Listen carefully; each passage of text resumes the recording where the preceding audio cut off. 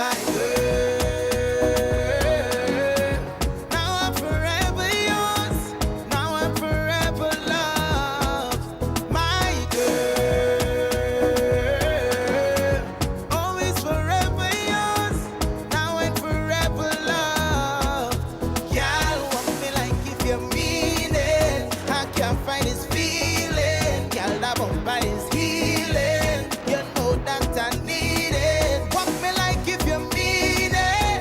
I can't. Well, okay, this is how I pack it up and put it away for this year. Yep, it's done. My girl's side. So have yourselves a fantastic New Year celebration and all prosperity to you and yours for 26. Ramsey boy, I see you put up a big garage there, boy. I'm glad for you, like you get a new. On Dependency with Garth and Natasha. Reality radio, at its best, where every life is a biography.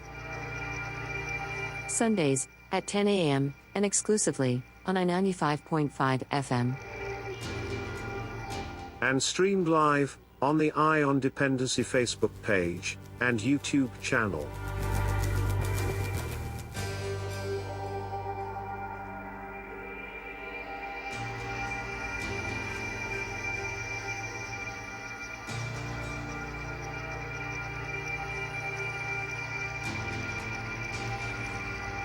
Give me.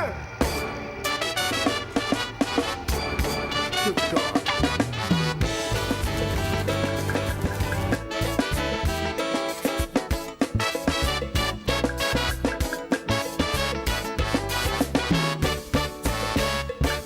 Educated politician from the Caribbean, failed on their mission to Federation. Black Stalin say. Black Stalin say. Academic standards increase, yet world leaders still can't inspire peace. Is more disarray. So we have to read between the lines and examine. Cause the writing on the wall says societies are failing. Does the school system serve community or support collective interest? Or only focus on building wealth while breeding selfishness? If the system's devised or only a few to thrive, we have to change the system. Change the system. If we choose to compete and compare instead of cooperate and share, change the system. Change the system. If a few have wealth in excess while many living under stress, we have to change the system. Change the system. If all we see is we and them, intolerance and conflict will never end. Change the system. Change the system. What we gotta do? Change, change, change, change, change, change, change, change, change the system. God.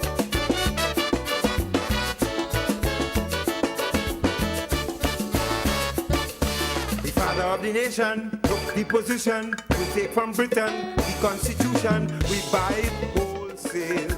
Buy it wholesale. But capitalism and slavery, fit for monarchy, not equality, that bound to fail. Because while the upper class keep on feathering their nest, the poor man keep dreaming dreams with life full of emptiness. It's not rocket science, we don't need a degree to realize that deviance is likely to come from the people who feel deprived. If the system's divided, only a few to try, we have to change the system. Change the system.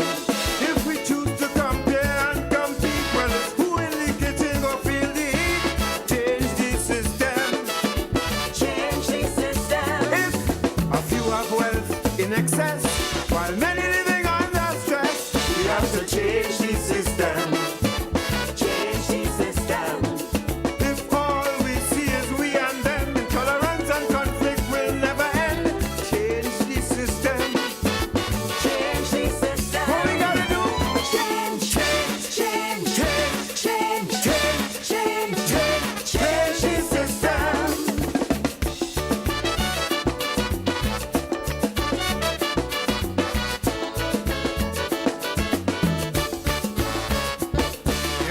Look into history and we clearly see many colonies ruled by dynasties. That was the norm. That was the norm. Landlords and families of the king owned and controlled almost everything. That's still going on. Big money people influence how society must go. While everything their power to maintain the status quo. Yet leaders profess we all possess the power to prevail. But in this rat race to reach the top, billions bound to fail. If the system's devised, only a few can thrive. We have to change the system. Change the system. If we choose to compete and compare, there will always be tension in the air. Change the system. Change the system. If a few have wealth in excess, while many living under stress, we have to change the system. Change the system. If all they see is we and them, intolerance and conflict will never end. Change the system. Change the system. Change, change, change, change, Change the system.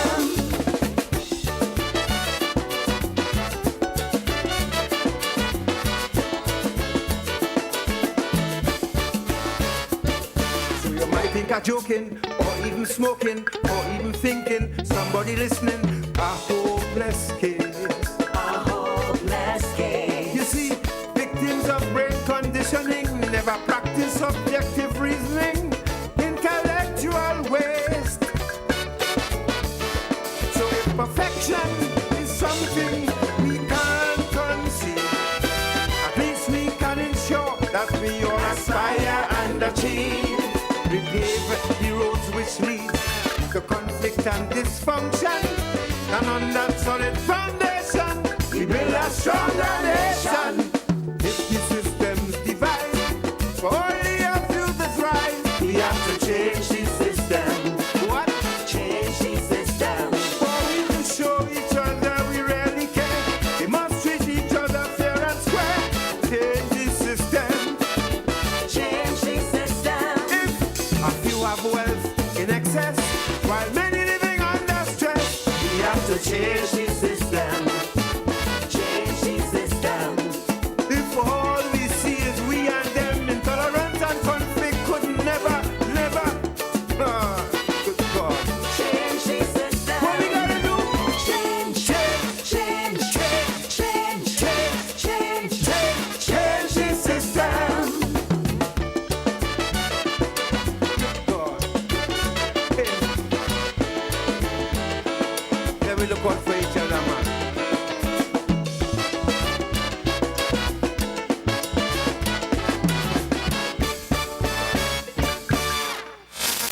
Join us this Sunday for episode 52 of Eye on Dependency Reality Radio at its best. Eye on Dependency is closing a chapter. In our final show in 2025, Garth and Natasha revisit the stories that stayed with us, the headlines that demanded attention, and the voices that changed the conversation. We also say thank you and goodbye to our radio audience as Eye on Dependency departs after 24 years. Listen live this Sunday from 10 a.m. on I-95.5 FM or watch live on the Eye on Dependency Facebook page or YouTube channel. The Counter-Trafficking Unit, Ministry of Homeland Security brings you Eye on Dependency. We don't just share stories, we change lives.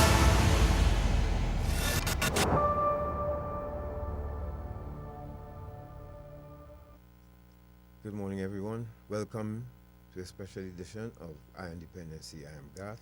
And I'm Natasha. Today marks a bittersweet moment for us as we close a significant chapter in our journey together after 24 incredible years on air.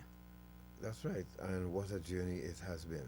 Today, we'll be revisiting the stories that have stayed with us in 2025, but the headlines that caught our attention and the voices that have helped change our community's conversation about dependency. So we invite you to join us as we honor those moments and reflect on the impact that we have made together, whether you're tuning in on I-95.5 FM or watching us live on Facebook or YouTube. Thank you so much for being part of the family. And as you know, for us, it's never easy doing a program like this. I had a lot of anxieties coming here this morning. I don't know why after all of this time, but we just wanted you to understand that this is not about going after anyone here for the sake of this or the life of this program. Let's be clear about that up front. As you would have heard the track before we came on, Change the System. It's a whole systematic thing that we've experienced for the last 24 years that I think an experiment that probably everyone missed. And you know, as we say, the proof is in the pudding. Experience is the greatest teacher.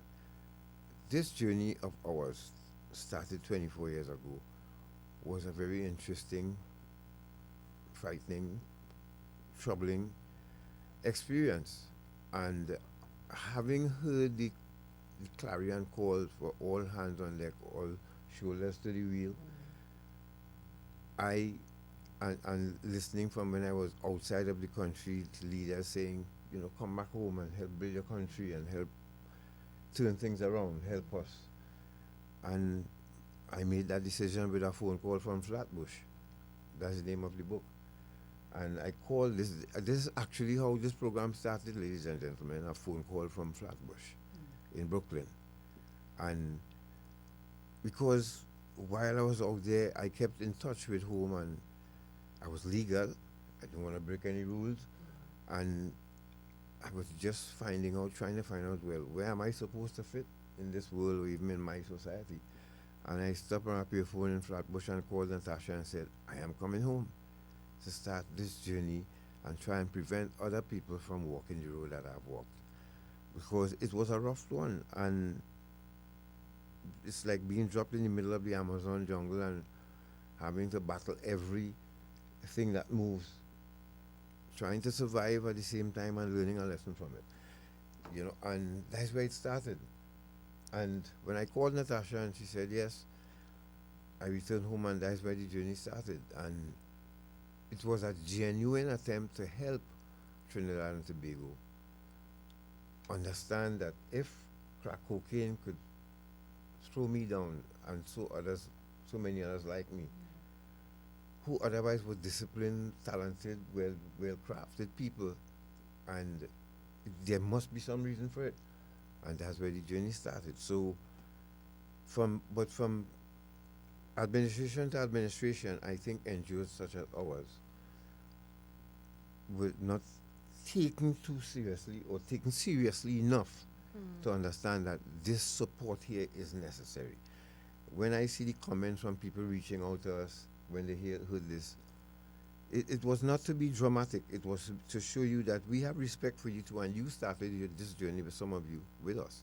For those of you who didn't, we'll run through it quickly again with 1 minute, 2 minute stuff on video, Facebook or YouTube. So if you could join us, I'm just prepping you in the meantime to show you our first, I think, Natasha, and yes, Natasha is here with me, pardon my rambling, but the Natasha understands when we started this journey what we meant to achieve, and we did achieve. We were the first, and I don't think it ever happened in media, to be allowed into a prison in the United Kingdom to interview a human trafficker and drug trafficker at the same time. That time human trafficking wasn't even a buzzword in our country, in the world. Drug trafficking. Yes. Right. But I don't know if you all remember, he's from Tobago. Don't want to call his name, his family name, or anything like that. Two of them, they were extradited under SAUTT, that sort, to the UK, and we got permission to enter Wandsworth prison to do our first overseas interview live and bring it back to you, Trinidad and Tobago, of a national who was sentenced to like 40-something years, 47 years, but he was, anyway, we'll get into that because we have the video to show you.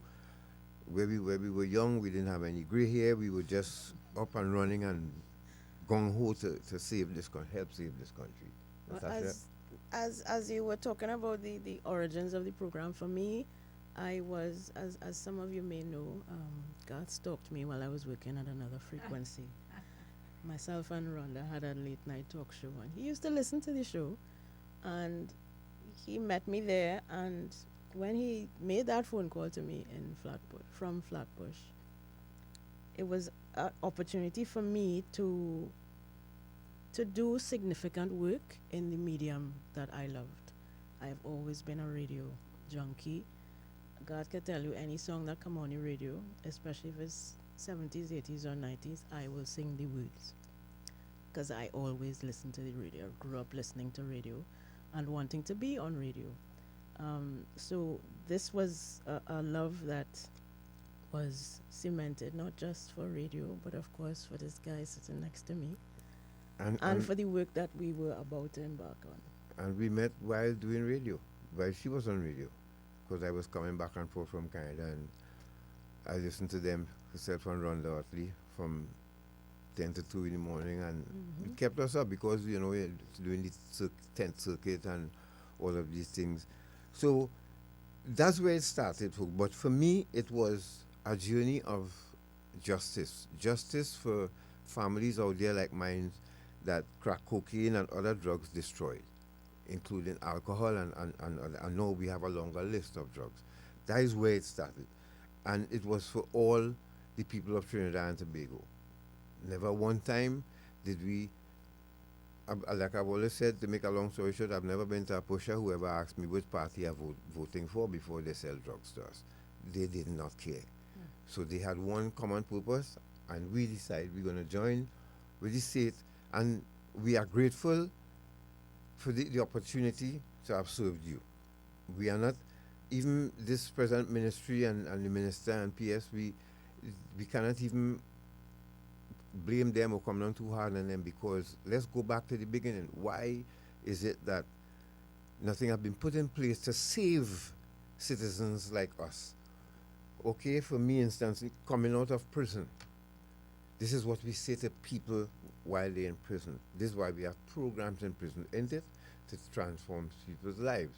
So while you're in there, you make an informed choice on your life. When I went to prison, there weren't any programs, nothing. His physician healed thyself. We had 1 or 2 prayer sessions, but that's about it. Now, the prison is loaded with programs. It's for a reason.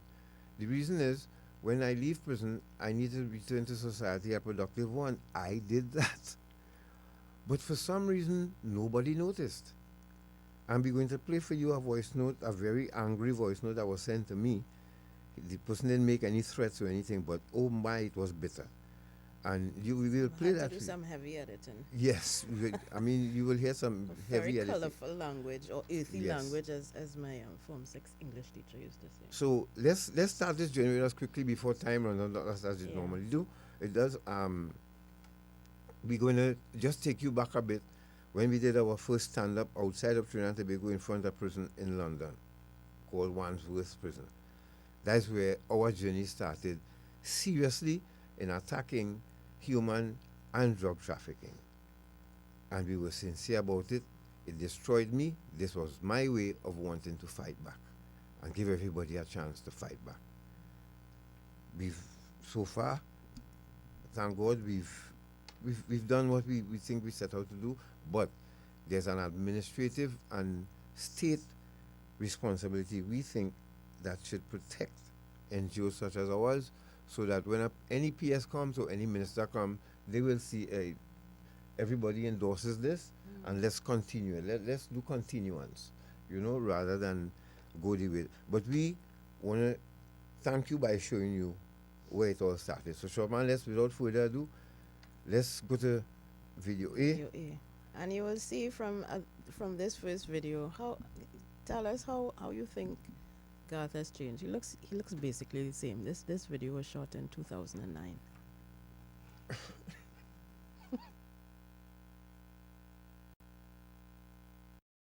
Just came from visiting with Mr. Owen Alfred. As you know, Owen Alfred was one of the men extradited from Tobago, who is now housed at HMP Wandsworth until today, because now, as we speak, he is packing up his belongings and he's heading out to HMP Parkers.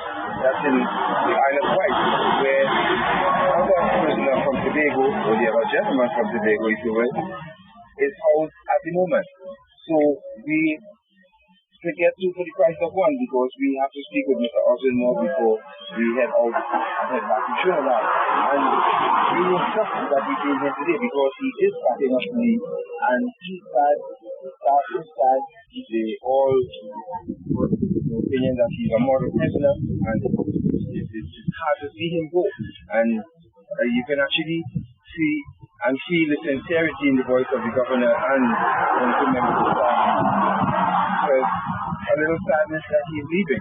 So it's really instructive to know that a prisoner can leave Tobago and come all the way to Wandsworth, London, and impress the staff here to the extent that they feel sad to see him get transferred to another prison. However, as the saying goes, out of evil cometh good, and we don't know, maybe he will be able to go down now to the Isle of Wight, that's where Parkers is, and transform the lives of prisoners down there too. So we are hoping for the best for Owen Alfred. But in the meantime, we will wrap up here at HMP Wandsworth, and until we meet again, which should be at HM Parkers, we bid you farewell. Sinclair, Natasha is behind that camera there, and say bye-bye. Talk to you again soon. Take care. See? So, you see how you change? You change at all, and repping CCC in the people place there too. Yes, well, yeah, I had to. But yes, this was our first, and it was. And apologies for the audio. We didn't. The equipment we were using was, pretty rudimentary in those days. Yes, but Yes. but yeah, that was an interesting foray into our examination of investigation of drug trafficking between Trinidad and Tobago and the UK and the US and Canada in future episodes, but recording the stories of persons who had been caught trafficking drugs to the UK, and from that, it spawned many other directions for us, but it was that first trip to Wandsworth and the reception that we got, the interview that we did, it really fueled. Yes, I'm so anxious to go through this morning for one reason, for people to connect some dots here now. Yes. You heard us speak about this before, right? But let's start connecting the dots. This trip, now remember, we wanted to produce tangibles for Trinidad and Tobago, not just come on the radio to talk. And whatever we did, Natasha put together reports, and any ministry could access at any time at a moment's notice, because we have the receipts for what this caused a domino effect. This is what prompted Rise Maximum Radio. Mm-hmm. So, but let's go to Natasha now doing her stand-up. Yes, and you'll And notice what? something significantly different about me too. You can see I have aged quite a bit. Let's go to that quickly. Morning, everybody. I'm Natasha, and Garth is behind the camera this time. We just did a tour of HMP Wandsworth, which is the largest prison in the UK. It holds about 1,600 prisoners. Malcolm Lewis, who's the governor at Wandsworth, he took us on a tour. This is a huge facility with gyms and a lot of training facilities. There's bricklaying, there's tiling, there's a sex offenders unit. There's a garden with all of the flowers that you see behind me tended by the prisoners themselves, and they won several awards even for their work in the garden. And this facility has a lot of programs. Governor Lewis spoke about a drug treatment program which has 4 levels. Every prisoner as they enter Wandsworth has to go through an evaluation exercise for drugs. And then from there, if they are discovered to have a drug problem, if they admit to having a drug problem, they then go through comprehensive comprehensive drug treatment program which includes Alcoholics and Narcotics Anonymous, Crack Anonymous, which the first time we heard about that was the Crack Anonymous, and they have a comprehensive drug treatment program at Wandsworth, as well as other training facilities, training programs, educational programs, physical education and sport. They have it here at Wandsworth. So we got a very quick but comprehensive tour by Governor Lewis, and we will hopefully be speaking to Audrey more when we parkers later on this week. So until then, goodbye. Right, so that was Natasha doing her bit in front of Wandsworth as well. Folks, it was a nice experience. We didn't do this for us. We didn't do this to sightsee. Correct. We did it so that we could return to Trinidad and Tobago and inject this part of corrections and cutting down on recidivism and restorative justice and all of that. And while we were there, we discovered there was a radio station there. And we made our further inquiries, and Radio 10. And next thing you know, there's a presentation being done for Minister Volney at the time, and Mr. Volney was sold on it immediately when we presented it to him. And so let's go to video, see quickly, short man, and let people see what that's all about, and then we talk about it when we return. Short clip. I was talking the other day to Ruth about all of the people on the advisory board, and I said I think the person that we're most honoured to have on this advisory board is you, Garth, because you're the only person I know in the world that has spent time in prison and has been the founder of a prison radio station. You're the only person who's done that in the world. So if anybody deserves their place on the advisory board, out of any of us, Garth, it's you. I'll ask Rodman to play that again, but let me explain what's happening here. This is where it has me thinking about the love from my people and the love from people outside of my country. And we fought really hard to keep this radio station even after Mr. Volney said yes, because there were elements, unfortunately. In the very ministry that... and knowing that it was the first tangible for the Ministry of Justice back then, we felt so proud that the British High Commission partnered with us to make this happen. And I want you to listen to what Phil, eventually they asked me to be a board member for Prison Radio International. Now, if you don't know people, there are radio stations in prisons around the world, from Alaska right down to Australia. Very serious. To Israel, every continent. In every continent, there's a prison radio station. It's a thing. We have to fight for it here, as usual. But I want you to listen to what Phil says again. Play it again, Shortman. I was talking the other day to Ruth about all of the people on the advisory board, and I said I think the person that we're most honoured to have on this advisory board is you, Garth, because you're the only person I know in the world that has spent time in prison and has been the founder of a prison radio station. You're the only person who's done that in the world. So if anybody deserves their place on the advisory board, out of any of us, Garth, it's you. No, my question is, how could somebody who lives way outside of Trinidad and Tobago see that and my people cannot? This is what hurts, because you tell me to come out of prison and do the right thing as a citizen. And this is what we have been doing. And when we do it, now, nobody is seeing. Nobody is, nobody is noticing. But he is commending me for being part of the advisory board that they set up. And I am the only, person of African descent on the board. And that's the famous line. You just feel like a raisin on a coconut ice cream. Yeah, I feel like every time in that meeting, I feel like I'm a raisin on top of a coconut ice cream. I've said that many times because, and now it breaks my heart. And we've represented Trinidad and Tobago around the world. We have. When we go, we don't represent PNM, UNC, COP. We represent Trinidad and Tobago. And whoever the Prime Minister is at the time, we have to thank. We have to let them know and speak about our country. And it's from being allowed to go into these prisons. Like I said, folks, this was an honor to us. through the British High Commission here.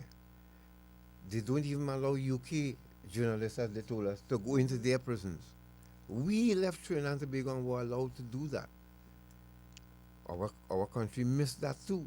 It wasn't completely smooth because we did get, you know, But derailed at Parker's. But Yes, for the but- most part, we were facilitated again by our contacts within the British High Commission and in the UK with the Prison Radio Association. That partnership and the support that they gave to us to get these interviews to go into these prisons was it really invaluable. they were on our side. And all they needed to see now was our side on our side too. And they would have pushed further for us. However, we managed to open that video you saw there is the picture of Mr. Volney and Arthur Snell, who was the High Commissioner at the time, in the studio with us At the launch of the prison radio station. Yep. We're not involved with the prison radio station. And for of some course, reason. the Prisons Commissioner at the time, you're not seeing his face in that image, but that was Martin Martinez, Martin Martinez. who was the Prisons Commissioner at the Coming time. out of that Trinidad and Tobago, here's what we did for Trinidad and Tobago again. The film trafficked because of those interviews we did. What we started, we remember we would go and interview people who are locked up in prison out there, who were trafficked out there. Come back and play it for you. And there was one particular interview I said to Natasha, you know what, let's do a film this time. Let's do a film to warn people rather than playing this, let's do a film. We all know the story. Go to Yeah. D. He just put up the Right. image, yeah. And this is what you see in here. For those of you who just joining us, we're discussing our journey with you after 24 years, right? Just stick with us. We're going somewhere with this because it's going to get a little dark down below. Pretty soon. Yes. So I'm just prepping you for that. But the film, traffic, the film, the image, that what you see in there, that's us with foreigners. That from the British High Commissioner and some of the most important people in the UK at the time we took that picture with. They loved us. But the love home is different. And this is the system we have to change. Once it's deemed it's benefit the country, then this is what bugging us. So that film, and then this film went on to assist Trinidad and Tobago. I will keep boasting about that because that's something that went over everybody's head too. This film trafficked. If you check the 2017 TIPS report in black and white under prevention, it names the film itself trafficked that the counter trafficking unit used. That time was under Miss Wheeler and Vel Lewis and the minister that Miss Wheeler dealt with. But in 2017, this film was named in the TIPS report from the United States Department.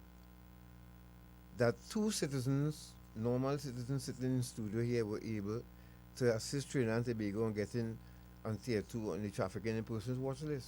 Yep. Natasha could read it out for you. Yeah, you want me to just read the quote? Yeah. The highlighted. So in the prevention section, this report is divided by country, so they have a report on each country.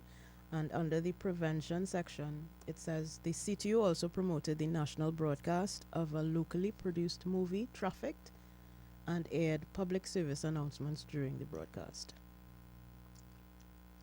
Now, that's significant. Which film ever did that for Trinidad and Tobago in any context? Let's be real. These two simple people here caused that to happen. We didn't even receive a thank you and dependency from anybody. But the Ministry of National Security at the time saw this report. So, again, systems are not in place to notice and protect people doing this type of work. And that's the problem. So, again, we cannot be on a PS bashing or minister bashing or government bashing even. Nobody thought of it. That is the problem. And we need to fix that. So that work like this can be appreciated. You know that poster, Shortman put back up the poster. You know what's so ironic? That poster, if you go on the second floor of the Ministry of well, where the Ministry of Homeland Security, the Defense is now, you will see that poster hanging over the security head with our names on it. Image D short, man. Please. And you know what? I'm thinking, wait, did anybody ever see this? That our names on that poster, and it's right on the ministry's floor. And what about the citizens who? So when you're giving out, let's It's say, also a post. It's also at the British High Commission. it's true. High Commissioner's residence. Yes, In a right very behind the prominent podium. position. Yes. Yes. You So know, we're this proud of same that poster. too. We have never got the love and appreciation for And it. the office of the Chief Secretary of Tobago. Yes. It's, You know, it's all about somewhere in First Citizens as well, and the office in Samoa, I think. ladies and gentlemen, this is not, It's not a secret. it's not a secret what we've contributed to Trinidad and Tobago. And what I'm saying is that the approach and the way it is dealt with some tweaking can be done to that. A little more thought, dialogue, to make decisions, because these two simple people, have contributed to our country's development. And the relationship, even if it has to come to an end, shouldn't be like, okay, thanks, bye. It should not be that. It should be a little more, at least we appreciate your work, and to feel like that. Now, let's go again. Before we go to a break, if you're just joining us, you're listening to Independency, and we are going somewhere with this. Hold on. So after traffic did its work, we did research on drug treatment courts. These two simple people here decided that we needed drug treatment courts so that people going to court for drug offenses should not be always sent to prison. Yeah. That's the idea. So we visited the UK, the US, and Canada. Yep. And the idea behind this really was, in our focus on drug demand reduction, we realized that the interface between persons who have substance use disorders and the criminal justice system was imbalanced. And we did our research and found that there were problem-solving courts, as they're called, that can divert persons who just have a substance use disorder and are not criminals per se. They have committed non-violent crimes. Instead of being placed in prison, they should be redirected to treatment. And that was our focus. So we investigated, we saw how these problem-solving courts operated outside of Trinidad and Tobago, and we recommended it to be implemented here, and it was. Yes, and we have on record an official of the Your Council at the time saying that if it wasn't for Garth and Natasha, this would not have happened. We had to twist them for 5 years, but they eventually did it. And we thank the Chief Justice at the time for doing it. Yeah. But that was our idea. And it happened. As the official said, it was never thought about, spoken about in Trinidad and Tobago until we brought it up. And we have drug treatment courts now. Now, here's the issue with that. The Come back to us short, man.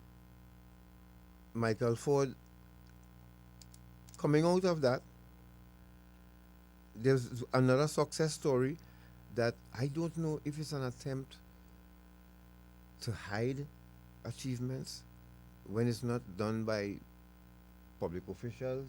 I don't know.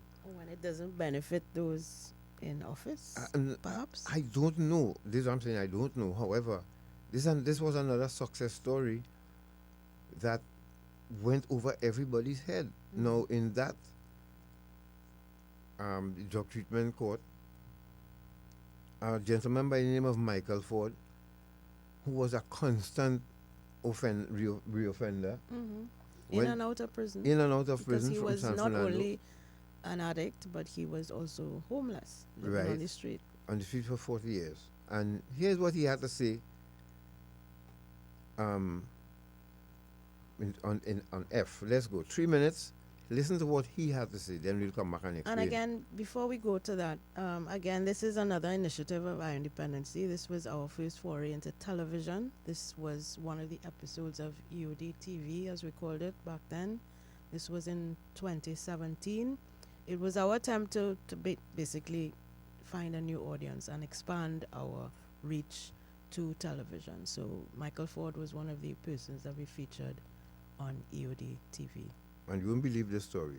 When we come back, let's go. Now, Michael reached very low, but that's not the end of his story. Let's hear now how Michael became clean. What had happened to my last time I get arrested? I down in the cell and said, because I had to take 3 months over my happy life, because I had to go to prison.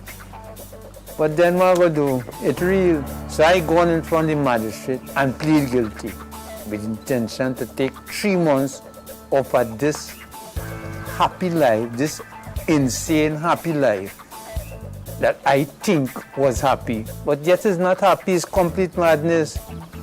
So when I plead guilty, she said, let me see his convictions, and they bring my conviction. And when she opened it and watched it, she's saying, but you have always been in and out of prison. And my answer to her is, Your Worship, is people like you have people like me in and out of prison. Because I'm an addict. When I come here, I ain't giving you no trouble, I'm pleading guilty. And what do? You send me to prison. So people like me will always have a lot of conviction, will always be in and out of prison. People like we need help, and y'all doesn't help us. Y'all is learn people, and what y'all does, send us to prison. So why is you saying you're always in and out of prison? Why don't you send me to prison and let me come back out and live my happy life? She said, see you, I'm going to help you. I would not send you to prison, and I would not charge you. So I laugh, because what make me laugh? I said, but what she going to do? She said, I will help rehabilitate you. I said, well, that's what I want. She said, but where you live? I said, well, Your Worship, I really don't live nowhere, you know. I just sleep, that in South. I just sleep next to the police station, because they have some lawyer's office there, and you could sleep on the pavement. Why I choose to sleep there? In the night, it have these citizens, who they say is good citizens, that just come out and beat the street dwellers.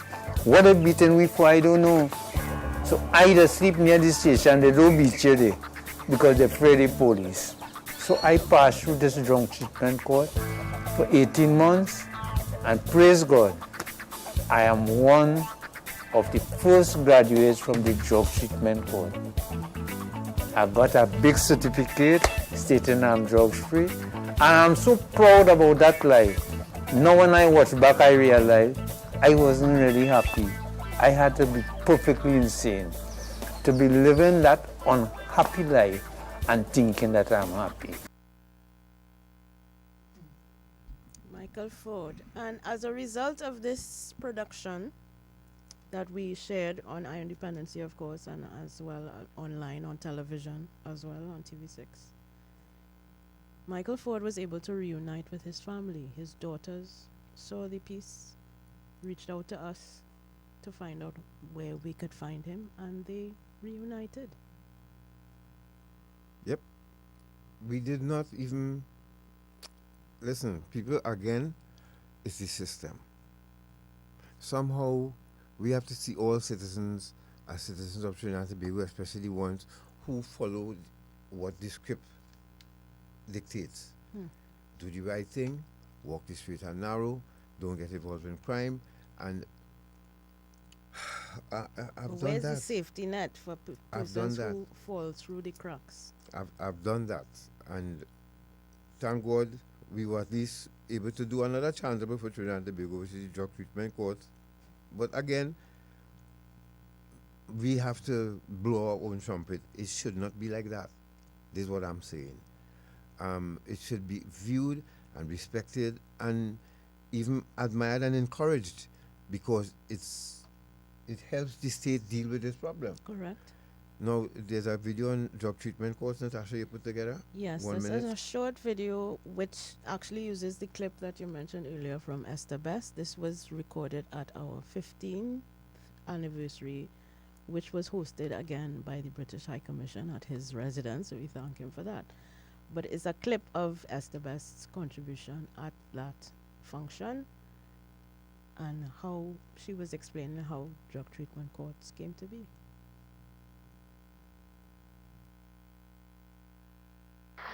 The other project that there was strong advocacy for was the drug treatment courts. It was something that they talked about before drug treatment court was a buzzword in the Caribbean. Garth and Natasha were talking about drug treatment courts. The other person who was also a strong advocate for drug treatment courts was Dana Sitahal, deceased, as the senior counsel.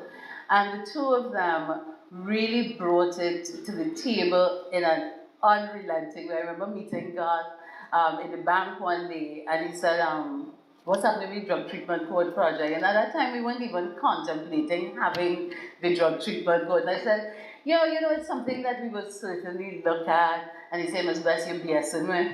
I said, no, I'm not. And, it's something that we're really going to look at. But I'm really pleased and grateful, and Trinidad and Tobago is grateful, that there are some issues that you've held on to, that you have continued to undertake advocacy and also to bring to the forefront. I remember the first time we had.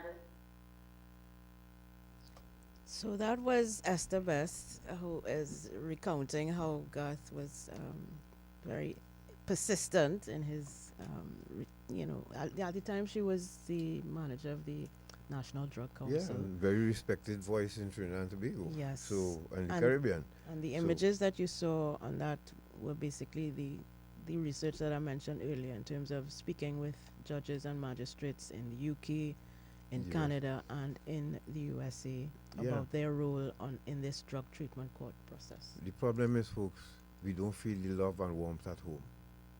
That's the problem. And we're not the enemy. Because we looking at the news and we seeing who the enemies are out there. And I want you to take a break now, because I want you to drink some water before you listen to this. This is where it's going to get a little dark. Or I shouldn't say dark, but serious. And this is what made me maybe started putting two and two together as to why, again, do we have to fight to keep this education going. Why?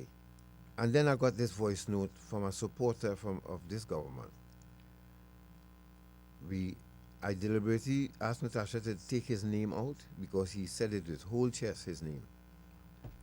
And the things that he said to me, it didn't frighten me because it weren't threats, but he was really pissed. No, I'm not mad at him either. After you listen it, I'll tell you why. Because there's a connection again. What we do here is connect dots. And there are people who should have put things in place to prevent all of this and didn't. And I decided, you see that voice, no, I'm not taking that, because it means then we no longer an NGO, but a political party arm or something. No, correct. I'm not. We decided we weren't taking that. But you need to hear it for yourself. Heavily redacted. Almost had to buy a pregnancy test after it finished listening to that voice note. Let's go to a break. Let's take a quick break. I'm serious. Let's take a quick break. Thank you those on radio who joined us on Facebook and YouTube. Thank you very much.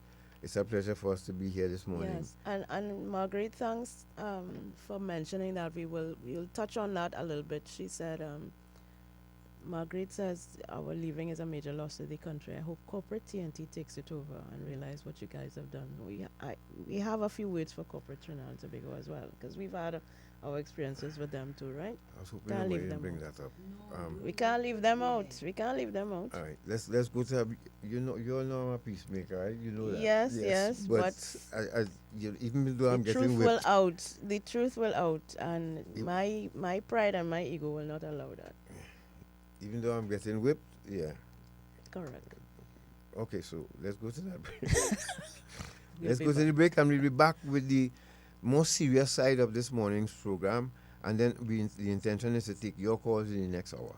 Let's talk about your journey with us and how you feel and how impacting our work, how it impacted you. All right, so let's go to that very quickly. We'll be back for this, the other side of our independency. Stay right there.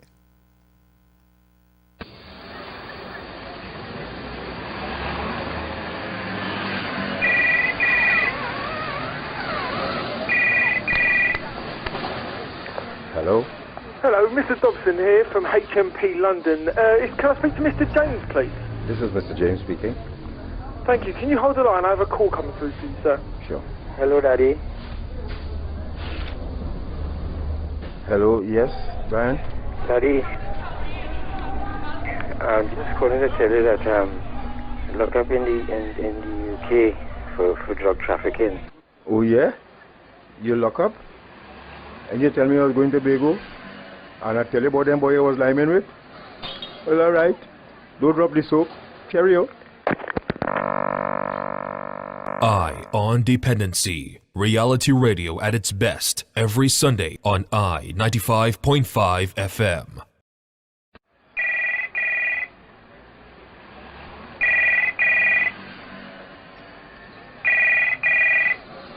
Hello. Hi, this is Patricia Kent from HMP London. Can I speak to Miss Sheila, please? This is Miss Sheila. Hi, I've got an important call for you. Please hold the line. Mommy, it's Sherry. Oh God, Sherry, we looking for you all the time. 3 weeks now. Where you going? Mommy, according to tell you, I get locked up. I had drugs in my luggage and I'm in England right now. In jail. Oh God, Sherry, what will you do? How you reach there? Oh God, how we gonna do? Oh God, Mommy, don't cry, don't cry, don't cry. It'll be all right. Sorry, I'm sorry. Eye on Dependency. Reality radio at its best every Sunday on I 95.5 FM. Don't miss it.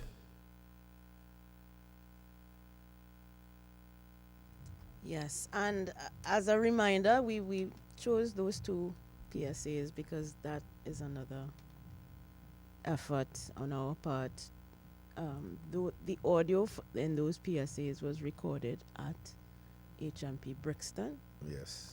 It was a spur of the moment thing. We didn't know we were going there to record anything, but we decided, you know what, we're here, let's make a memory, as they say, as the young people say.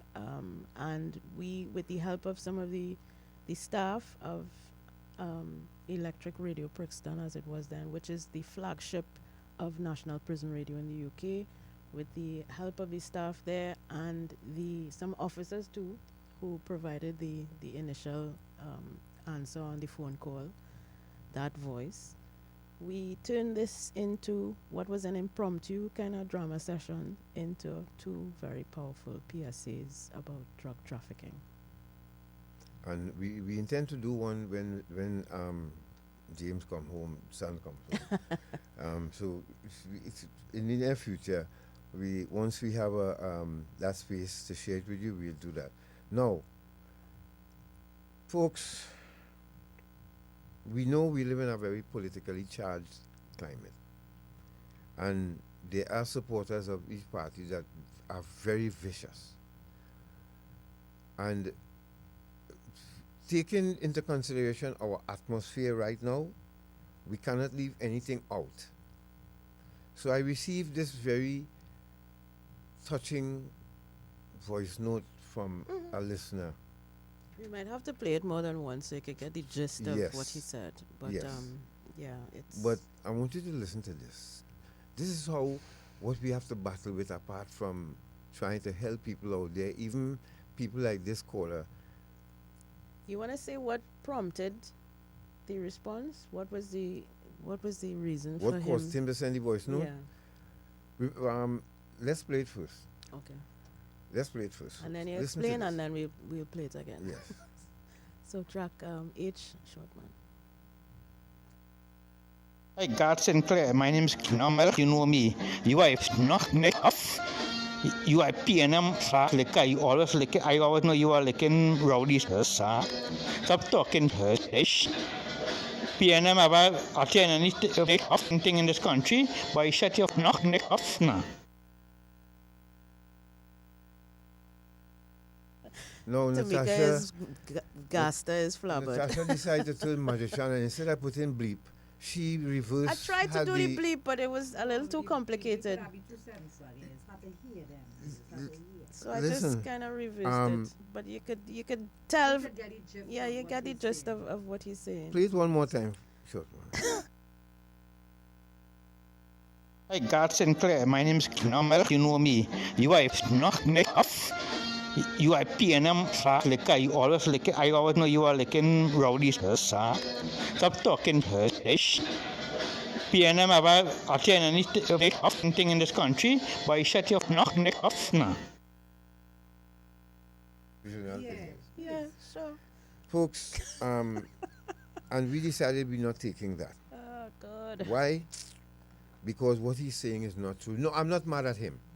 This is why I didn't put his name. Tamika and Sasha can say what they want. He's an ignorant fella. I know, but at the same time, you cannot blame him. That is some of the level of attitude of some supporters of political parties. We have to understand that. Right? And unfortunately, that is all too common because we're very quick to. Exactly, that Right. shouldn't be No, shouldn't be tolerated. But Now we get on as though like if people treat us like that, our only response is to be gentle, meek, and mild. No, here we're going with this. Here we're going with this. I did this. He, I think, responded to when we did the program about the independence and the opposition not attending independence.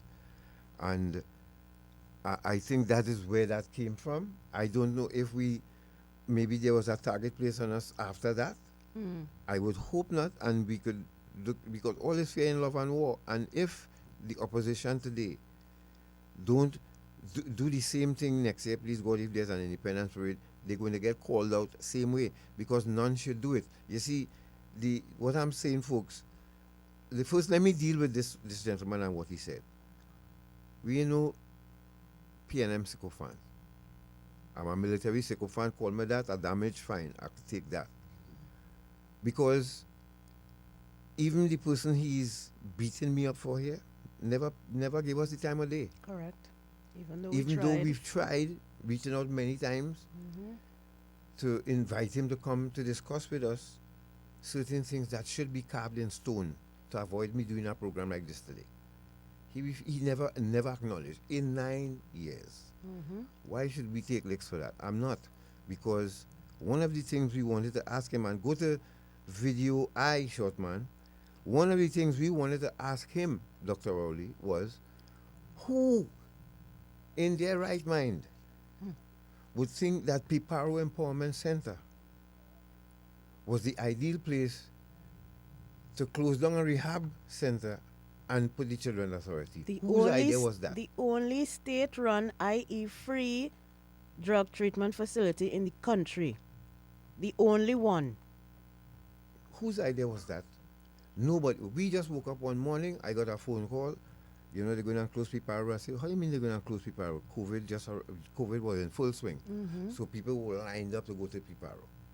Now, I am not just complaining about highlighting. This is not just a piece of land, you know. Here's what poetic about Piparo being a rehab facility. It was owned by a drug lord, Dolce. Understand the connection. Understand the universal coming together of this idea. That even Madam Madeleine Albright, Former Secretary of State. Former Secretary of State, came to Trinidad for that launch with Lawrence Maharaj. Yes. What was iconic about it is that now a place that sold a product that destroyed the people is now turned into a place of healing. That could have been a tourist attraction. That Correct. should not have been touched. Correct. Instead, under Dr. Rowley's watch, that was shut down. And there was no big hip hurrah about it. Why? I don't know. Not only for the sake of the staff, the people who work there, including people like Michael Ford, but the clients of that institution and their families who are now have nowhere to turn. They had to send people home, including Michael. Michael is a recovering person. Yes. Yes. And he became a counselor at that facility. He was a counselor. And Now, this brings me to the chapter of the book that they don't know. With us as addicts, it's not just stopping using drugs, you know. We have to live a certain life and be assisted in some cases, if possible, to live that, to stay stopped. Most public officials don't know that part of the book. So they feel, well, yeah, just close it down, and he could have relapsed. He could have used that as an excuse to relapse. Right? Whose idea it was to shut down Piparo Empowerment Center? It was crazy. Because, like I said, the connection with drugs and healing was one of the most powerful things. So for a caller now or a listener to send something like that for me, I'm refusing to take that because we don't deserve it. And calling me a sycophant and all these kind of things. Have you ever seen me and Natasha at any function at the Diplomatic Center for the last 9 years? Nope. Have you seen that anywhere? The one and only time I saw inside the Diplomatic Center was under Miss Bissessa when they invited us to the sports coming together. Yeah. It was a sporting event, Yes. some celebration of sport. That was the only time I saw inside there. Yeah. So to accuse me of this means you're putting us in a political category, sir, and we don't belong there. Like I said, I've never been to a drug pusher who ever asked me what party I voted for. We did this for Trinidad and Tobago. So we're not taking and walking away with the sycophant label. It's not fair to us. And if you don't believe me, people, we have a video to show you of a day at Piparo. How beautiful that place is. And now it's in the hands of Children's Authority. Now you take young people, children, and put them in a place that was built for evil. And the kind of spray still roaming there. I don't think it was the right place to put children or Children's Authority. I'm sorry. We could have found somewhere else and leave Correct. that place for people who could not afford to take their children to rehab. You know, many people were waiting to go into Piparo after COVID restrictions were lifted. And also there was a recent announcement too that the center would now be transformed into a space for deported nationals. I guess that is probably based on the recent actions of the United States government, and they're expecting. No, but remember, there's another part of that same compound where that was built for homeless people. Boy, so many things went up in this place. And anyhow, folks, that's where we're going with this, right? Yep. So, my brother who sent that voice note, I'm not angry at you. I understand your angst. It's just that I did that coming from the point of view as a soldier, not a political sycophant. But as a soldier, understanding how difficult an Independence Parade is, what it means to soldiers and members of the protective service, and just reminding people that when you're out of office, when you're back in office, it's the same troops as to watch your back. And if something happens today or tomorrow, even people like me who retired will go and defend this country if we have to. So just keep that in mind. And let's go in a day at Piparo. After that, we'll take your calls. But look at what I'm talking about here, right? After begging Tobago to have their own rehab center set up, now we have to deal with not having a state-run rehab facility. We didn't even deal with Tobago. Wow. You understand? It's a lot. Yes, it's a lot. But, folks, this is what was taken away from people in rehabilitation who would have had a chance to rehabilitate. Let's go to it. The Piparo Empowerment Center. Ever wondered what the day in the life of a resident at the Piparo Empowerment Center is like?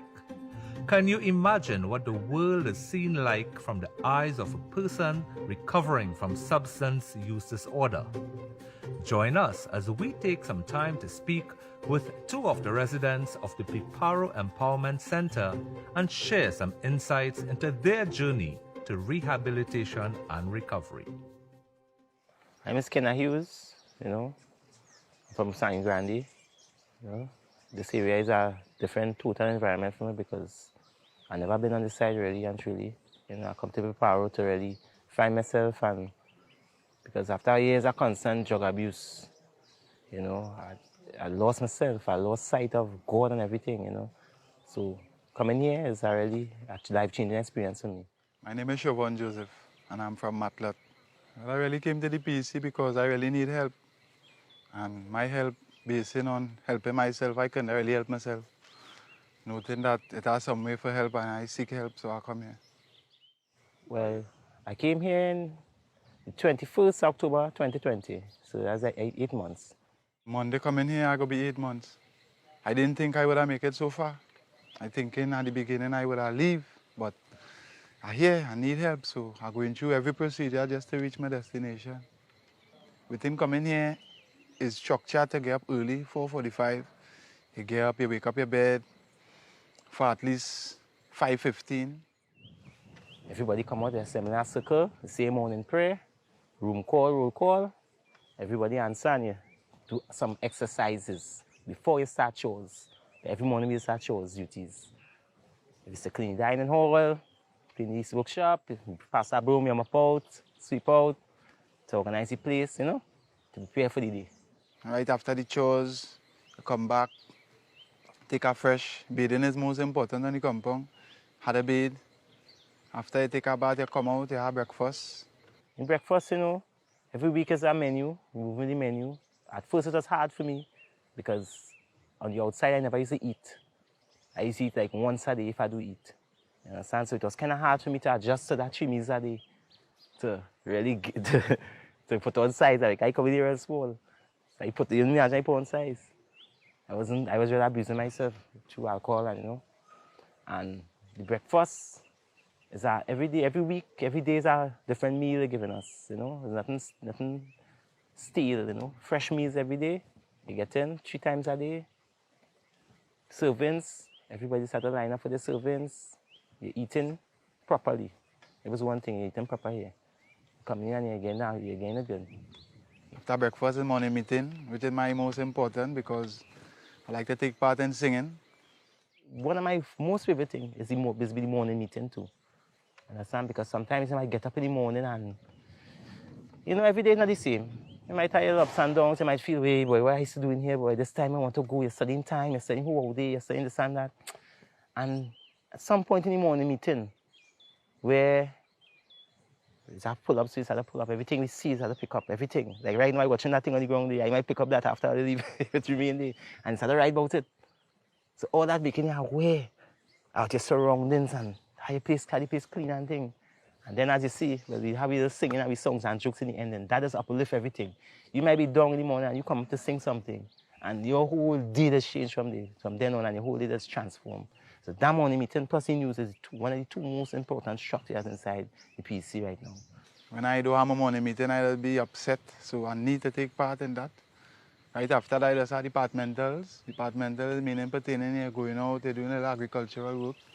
I was always in the gardening, you know. Doing my home gardening, selling in the market, planting my lettuce and thing. But coming here now, I learn different techniques. So it's like this advancement to doing things differently now. Like the grow box and thing. I don't know about grow box. I know about planting the ground and molding up and thing. The grow box is a different technique of planting. Different plants like okra, we have lettuce, we have pak choy. And everything that we plant here goes in the kitchen. That is for us. 5 to 12 to o'clock we eat. Everything is timing, everything. So, get that call, come and sit down, we say your prayers, grace before meals. I tell us what is the menu for the day. For the lunch, if it's lunch, dinner, whatever. Make a formal line, uniform, one behind the other. And we come and we take lunch, breakfast, whatever it is, and we serve and we get eat. 20 past 12, 20 past the hour, whenever the call is made, he makes the next call. Excuse me, family. And everybody get up, we say grace after meals. And whoever just sit down to finish eat the food, but by that time, majority of people will finish eat. So, say grace before meals, and we carry our plates to the kitchen, and everybody's assigned to duties, to washing ways or wiping down tables every day. Everybody's assigned, different people is rotate. So you're always occupied. Right after lunch, you'd have didactic sessions at 1 p.m. where the TCs will base certain structures for you to give them little answers. And right after that, 3 p.m., it does have recreation, which I love recreation bad. I get so bad in football that I was in 1500. I never even knew I was so bad, you know. At 5, take a bed again, prepare for dinner at 6. And then at 6, I prepare for news at 7. News is that thing you have to be attired properly, to be for news. You have to be on news. One of the most important structures, news. So that's an important thing. We don't watch news. That's an hour. When news time finish, we have our next structure after that. Every day for the week, it have a different structure, you know. Mondays, peer confrontation, you know. That we have to confront with peers about attitudes and anything that affecting on the floor, you know. So they just be there to manage everything so nothing get out of hand, you know. Tuesdays, Alcoholics Anonymous meeting. You know, everybody tell their opinion, the experience on alcohol and what it has done on them, the effect, you know, war stories. And I might tell some of how he was and how he come back, and, you know, everybody's had to share on it in that meeting. Wednesday, we have activity night. Thursday night is group encounter. Friday is resident seminar. Saturday, we also have activity night as well. Sunday, we're going right into community meeting and start all over again from there. I fall in love with planting. I like to plant stuff. One of the only thing you see in here, I plant. Mr. Allen, you know, agriculture, he teach me certain things too. Things that I didn't know how to do. So my parents are really full of that. And teach somebody else. Teach my son. Learn how to plant something, put something in the ground, food. You know, there's a precious commodity right now, especially in this kind of times we're going through here right now. You can't go where you want, you can't move where you want. Plant something, you know. You reap what you sow. Well, to me, after I complete this program, I want to sing. I want to go out in the music world and, you know, try something. I more believe it will be beneficial towards me in this People Empowerment Center right now. All right, I'll get it from the start quick and come down. Chorus, yeah. All that takes is time to repent. Give your life to your highly creator, your savior. And if you know you just can't help, get yourself in People Empowerment Center. This is about life and death. Put down the rum and cigarette. Weed and cocaine could stop your breath. And if you're not strong, it make your cold sweat. So get on the right track, come off the left. In life, there's goals that we need to set. So addicts, stop powder and pet. Don't throw away your life, cause you will regret. All addicts, it's time to repent. Something so. Life is too precious for this kind of life to be living. Addiction is a life you need to put it down and get rid of it. This is not something you want to be living with for the rest of your life. I will tell any addict out there, the word is stop. Just stop it. You need to stop it. It's not something continuously you need to be doing. Power Empowerment Center has changed my life dramatically. You know, it made me open my eyes to live my life in any way of life. I advise anyone to seek recovery, come to Piparo. No, they can't do that. Piparo Empowerment Center is no more. Without any explanation, without any public consultation, without anything. That's just, and so I am not going to sit here and take any licks for, like I said, for people who never paid much attention to us. And for 9 years, we've tried. We've tried in every which way, and we never impressed. My question is why? Nobody can dialogue, and that's the thing. We don't dialogue here. Either you get an email or you get a letter, and that's it. Let's dialogue and see how we can keep our shoulders to the wheel and all hands on deck, rather than removing the hands from the wheel. It's confusing. Well, and as you said, Garth, some people just, they don't want a dialogue because they don't want to be convinced to do the right thing. The Well- easier thing to do is to just disregard, to ignore, just to throw your hands up and say, I didn't cause the problem, so I can't help you fix it. no, but remember when we tried to find out why was this place closed, Nobody responded. No. Nobody gave an explanation. Why? Which led to a lot of speculation. Decriminalize marijuana, but close down the state-run rehab facility. Think about that for a second. Nonsense. That was a trick then, you know. Clearly. So to accuse me of being a psychopath, my brother, I'm not taking it. Sorry, not this one. I normally accept when I'm wrong, but you see this one, no, because we tried to get explanations for a lot of things and we were ignored. All right. We thank the people, however, who decided that they would take us to this juncture. Where do we go from here? The Almighty alone has that to let us know sooner or later. But as it is, all of you who joined us this morning on Facebook and YouTube and on I-95.5 FM, Pearl Dowlat said something, I think it was so significant, I screenshotted it. Because she's one of the loyal, and we get ready to take your calls in a moment. She's one of the loyal listeners to Dependency and for her. Pearl said welcome, or she was welcoming some people to our fan page, which has now when we started off Dependency, we had 2 followers. Now we have 9,000 plus. And that says a lot of work was put in, and then the YouTube channel is continuing to grow, and we ask those of you on YouTube right now, please remember to like and subscribe to the channel. But we've done a lot for Trinidad and Tobago, folks, and we walk away.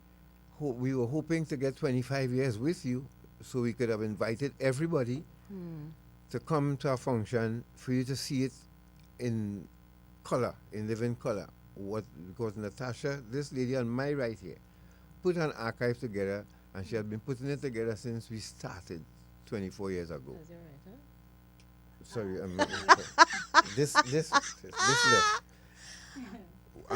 But Pearl Dollar was welcoming 2 people, welcoming Joseph, David, 3 people, Alexander, to an Dependency family. Welcome to a site where you will receive an education, take part in intelligent conversations, feel free to have a different point of view, and where language is always one of respect and mutual concern for others. So enjoy your stay. Your minds and hearts will thank you for it.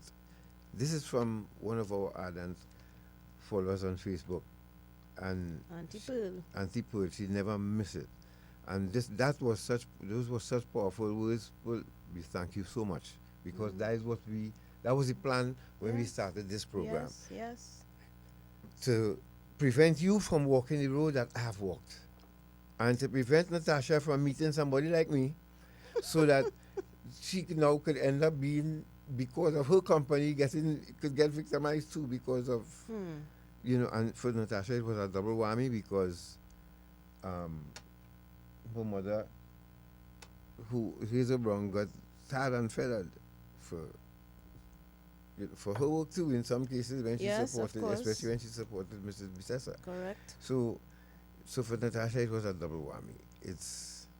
It has been a journey, people, and we want to thank all those involved, hoping that one day we can have dialogue with someone to show them, whoever, to make the decision how we can keep this program going without a cost that's sent from the ministry. But we need dialogue. That's it. Once we can have the dialogue. But do you think that corporate Trinidad and Tobago will step in to fill the gap? No.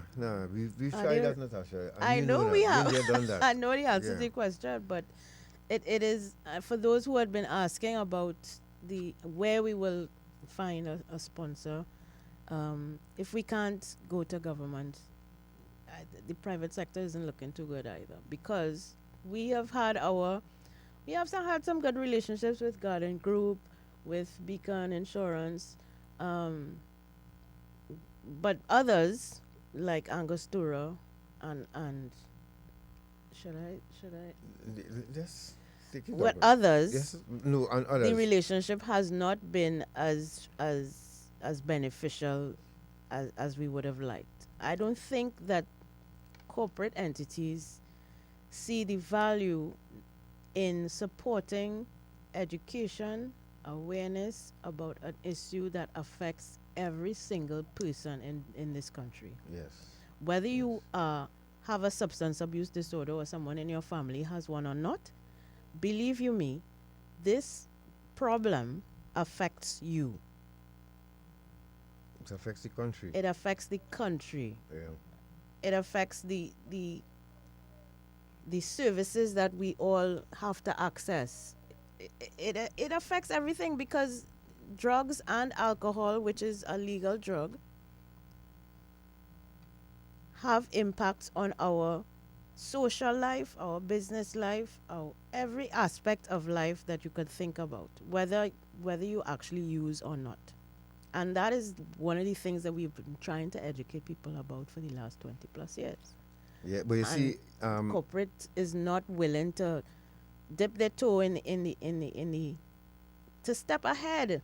no, of it the would be nice. crew. It would be nice for especially the folks like the NFCB and Angostura, and because of the product that you sell, there are people who are sick. Yes, there are people who enjoy your product. Correct. But there are those who get sick from it, and their families too, and we need to help them. Even it reaches the road. Yes. Of our nation, and now I hope that the increase in fines would prompt people to understand you cannot drink and drive, especially, and be careful on the road. And this style we have of breaking traffic lights in this country, I hope it will come to an end, and get those cameras working at traffic lights and start sending tickets in the mail.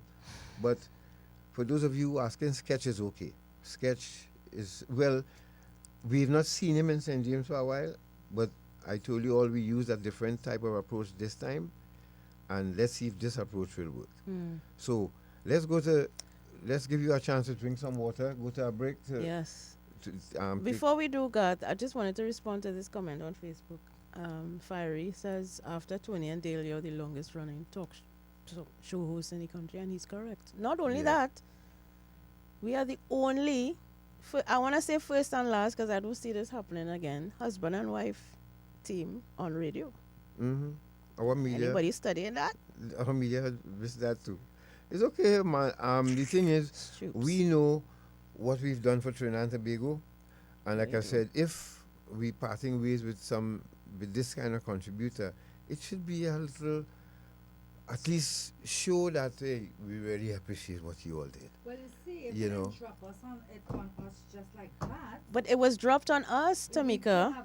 We couldn't. cake, ice cream, and balloons. We had no control over that. Yeah, I was they dazed, bust and with truth. Natasha will tell you what happened the next day when I woke up. You know, after getting that notice, I felt like, wow, boy, all this work we've done, and you feel like a kick in the back, in the butt is not a way to. Well, that's how it feels, right? However, we are still grateful for the opportunity that we had to educate you. So let's go to this. Yes. Freedom of the another stakeholder of the counter trafficking unit. This is the final episode of Freedom Interrupted from the organization called Free the Slaves, who we have been supporting in their education and awareness about the scourge of human trafficking. We're coming back with more. Stay right there. Stay right there. We'll be back. Good morning, Garth, Natasha, and all your listeners and viewers on Eye on Dependency. Welcome to another episode of Freedom Interrupted, a production of Free the Slaves. I am your host, Adrian Alexander, Caribbean Regional Coordinator for Free the Slaves. In this episode of Freedom Interrupted, we'll reflect on the work of Free the Slaves and our partners in 2025 in relation to our 5 programmatic pillars of movement building, policy and advocacy, community engagement, partnership and services, and research. Movement building. In 2025, Free the Slaves maintained our role as Secretariat to the Caribbean Coalition Against Trafficking in Persons, being the wind beneath the wings of the Leadership Committee and various subcommittees of the coalition. We also led the Membership Subcommittee, taking on the responsibility to develop a website and manage a LinkedIn page and YouTube channel for the coalition. We also supported the development of a new quarterly publication of the coalition, a newsletter sharing with the region the growing work of the coalition, its collaborators, as well as self-care tips from survivors and psychologists. We the Slaves also had the pleasure to lead the coalition's project for the Caribbean Anti-Trafficking Conference, which was held in July of 2025. We applaud the unwavering support of a wonderful and talented planning committee with members hailing from Barbados, Belize, Antigua, Jamaica, Haiti, Trinidad and Tobago, and the Dominican Republic. The proceedings of the conference, its report and recommendations remain immortalized for posterity on the website of the Caribbean Coalition Against Trafficking in Persons. We thank all those who participated in planning and executing and also attending the conference, the title of which was Reflections, 25 Years of the Implementation of the Palermo Protocol in the Caribbean Community. A playlist of the recording of the conference is available on the YouTube channel of the Caribbean Coalition Against Trafficking in Persons. Free the Slaves endorses the words of Mr. Earl Harris of CARICOM Impacts, who in his opening remarks at the Caribbean Anti-Trafficking Conference stated, "The Caribbean Coalition Against Trafficking in Persons is not simply a network, it is our shared conscience." We're also excited to invite all Caribbean stakeholders to attend the Freedom from Slavery Global Forum, which will be convened in Turkey in May of 2026. Registration is open and we already have over 400 registrants. We are also in the early planning stages for an in-person Freedom from Slavery Caribbean Regional Forum, which will be convened next year. In policy and advocacy news, Free the Slaves continue to advocate for the adoption of whole-of-government, all-of-society approaches to combat trafficking in persons, modern slavery, forced labor, and child labor in accordance with SDG Target 8.7. While it does not bring with it access to hard funding, Alliance 8.7 and its Pathfinder Country process stand out as an avenue to provide technical support for governments to harmonize their policies, plans, and laws into comprehensive country roadmaps that will pave the way for such whole-of-government, all-of-society approaches. In keeping with the growing realization of the importance of survivor engagement and leadership to tackle these complex issues, the Pathfinder Country process already includes a survivor engagement component in the design of country roadmaps. During 2025, the Caribbean program continued its work to collaborate with regional and international stakeholders to produce meaningful engagement of young people in advocacy and action against human trafficking in the Caribbean. Data from the UNODC's Global Trafficking in Persons report confirmed that women and girls form the main demographic of identified trafficking victims, and the rising trend in several Caribbean nations is where gangs recruited boys for scamming and other forms of forced criminality. In planning the Caribbean Anti-Trafficking Conference in July, the Planning Committee purposefully included agenda items that would give youth a voice in the conference, creating space for representatives of CARICOM Youth Ambassadors, One Child Network, Youth with Disabilities Connections, and the Yes Leadership Program to air their views on how they are impacted by human trafficking, especially where it is facilitated by technology that targets them, and also to share ideas on how more relevant and effective messaging can help to engage their attention and involve youth in tackling this issue. In keeping with our policy of inclusion of persons with disabilities, Free the Slaves also aided Youth with Disabilities Connections to participate in CNN's My Freedom Day campaign in March of this year. In community engagement news, this year saw a dramatic increase in Free the Slaves community engagement work. We executed both in-person and virtual training sessions in our CLI toolkit for social workers and other stakeholders in Trinidad and Tobago, Barbados, Jamaica, and the Eastern Caribbean. Our CLI toolkit has been externally evaluated and found to be effective in improving school attendance, increasing household assets and food security, reducing household debt, and improving attitudes about gender violence and child labor across diverse countries and cultures. We were impressed by the creativity of CLI participants across the region, who, though from different jurisdictions, saw the importance of developing viable community interventions to protect children, youth, persons with disabilities, and other vulnerable populations from trafficking and exploitation. We applaud their efforts to develop implementable projects and programs for specific communities, which they will begin to roll out in 2026 with the support of Free the Slaves and other stakeholders. Our heartfelt thanks go out to internationally renowned survivor liberator Ms. Shamir McKenzie from Jamaica, who delivered a guest lecture for 2 cohorts of CLI participants on identifying survivors of trafficking and understanding trauma. In 2025, Free the Slaves expanded our range of formal partners and collaborators to include the 4 conferences of CARICOM as well as other stakeholders in this hemisphere and the Commonwealth. With the Commonwealth Heads of Government meeting fast approaching in Antigua and Barbuda, we're connecting with colleagues across the Commonwealth to ensure there's strong advocacy against the scourge of trafficking in persons and its enabling conditions at the CHOGM.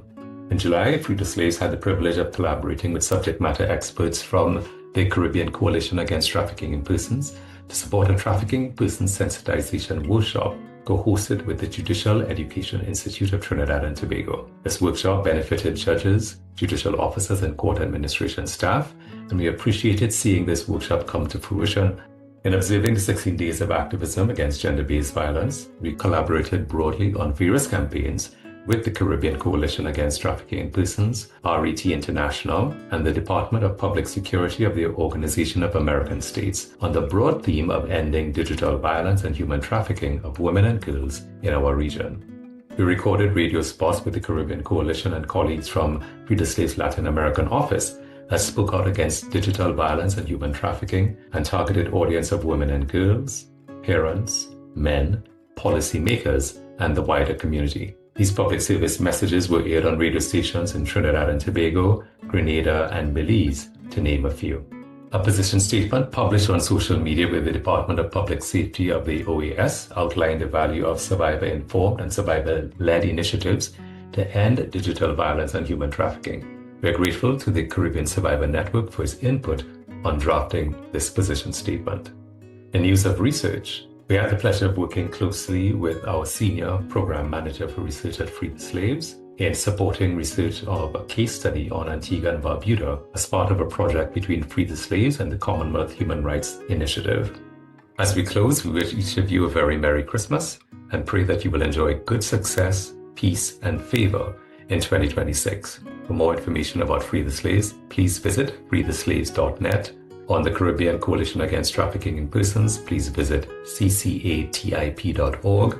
And to register or learn more about the Freedom from Slavery Global or Regional Forums, please visit freedomfromslaveryforum.org. Thank you for joining us for this episode of Freedom Interrupted, a production of Free the Slaves. I'm Adrian Alexander, Caribbean Regional Coordinator for Free the Slaves. All right, Thank you very much. Thank you for your patience. We take your calls now. Let's go. Let's talk to you a bit. The messages that keeps coming in. We thank you very much. We're seeing them, we're reading them. Yes. Also, we want to highlight a story too that we saw on another frequency, but it's important on Kemraj Rampasad. Yes. I would like you all to pay attention. Go to our page on Dependency on Facebook. Yes. On Facebook, and see what you can do to help this young man. It's a very touching story about a young man and who chose to take care of his mother. And just please, as a preview, on a Claxton Bay hillside, 30-year-old Kemraj Rampasad lives a life of sacrifice, caring daily for his ailing mother. The leaking wooden home offers little comfort while Rampasad longs to return to work. He cannot leave her side. And this is a story done by CNC3. And he did reach out to us to ask us to share this message with our listeners. So that's what we're doing now. So if you go to our Facebook page, you'll see Kemraj's phone number and a checking account number that you can donate. He also needs things like building materials, electrical stuff, mattress or bed, groceries, adult pampers, male or female clothing. Anything you can help him with would be appreciated. Yes, please. If we're still in the spirit of giving, I think we should. Yes, give Kemraj and his mom some love, right? That is noble of him to give up his career to take care of his mom. That's not an easy decision to make instead of putting her in a home, you know? Correct. So do we have any calls from our folks out there? 622-3937. Hello, welcome to Dependency. Oh. 622-3937. Hello, good morning. Morning. Yes, if you could, morning. Good morning. Buenos dias, amigos. How are you? We good. Buenos dias. Enough respect to God, Natasha, and the number one dreadlock producer, Miss Tamika Castillo. God, many were called, few were chosen. And sometimes life is ups and downs, hills and valleys. But you can't keep a good couple down. Continue what you all are doing to assist in rehabilitating those who are falling through the cracks. Continue full speed. God is good. Somebody will fill the gap because we need this program as yesterday. God, You and your wife be of good faith and good things and with good people. God bless, safe to home. This program will survive. Nothing. God bless. Thank you very much, sir. Thank you. Thank you very much. Hello, good morning. Hey, God. Morning. Morning, Natasha. Hello. All the best for the new year. Well, I always enjoy a thing whenever I'm sitting at home and watching. When I always just tune into YouTube and watching it live on the TV. So, well, just keep up the good works and be well and be happy. So the program won't be on again? Well, so far, let's just say that. I'm Natasha, I tell you, I'm one going on my fingernails, holding on still until the last moment before I jump. So, but for now, yes. Let's look at it. I tell you, keep up the faith. I hope it come back because I always with me watching and listening right through. Quiet as I was, but I only never miss your program once at home. Yeah, take care. All right. Yeah, I know we kept a lot of company out there on a Sunday morning. We know that for sure. And even on a Sunday evening, when we used to be on a Sunday evening. But we were loyal. We were loyal soldiers to this, and it was my calling. I didn't plan this. Give me the opportunity, I will be back in Tetron all now. That is what I wanted to do. God said, do this, but God and I have to have a talk soon. Yeah, and I have to have a talk. Hello, good morning. Good morning to God and Natasha. I wish you the best. I am praying for this program, and I know it will be straight again. Okay.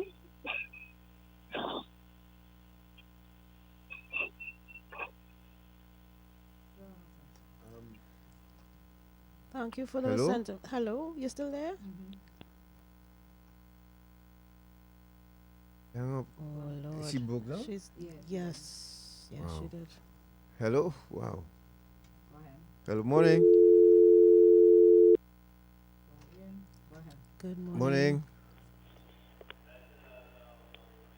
Hi, good morning. Morning. Let me just load this radio. Morning to Garth and Natasha. Firstly, let me thank you all for your service to this country. It was a shock to most of us. That I call because I have a suggestion. I don't know, maybe you have had it already. While your service was beneficial to most of the citizens of this country, I think it was also beneficial to the security agencies. My suggestion is asking the security agencies, credit unions, to set up a consortium of credit unions that will carry the cost. That is what my suggestion. Yes, that's a good suggestion. Thanks very much for that. I believe it can start with the police credit union, which they are the people who benefit most from your program, and the others. But I think most of the credit unions in the country are civilians, and so it's just a suggestion, but God go with you. We hope that something happens and somebody takes it up. Thank you very much, Thank you very much for your that. concern and your support. We too. We like I said, 25 years next year, October. I'm hoping that we could we would be able to continue uninterrupted till then, and then invite everybody. I'm talking about everybody who remembers when they joined us from the beginning. Like Zina and Mr. Porter Spain and Cathy and all the others who started with Loma and all who started with us and never left our side till this day. They were the first 4 people we had on Facebook.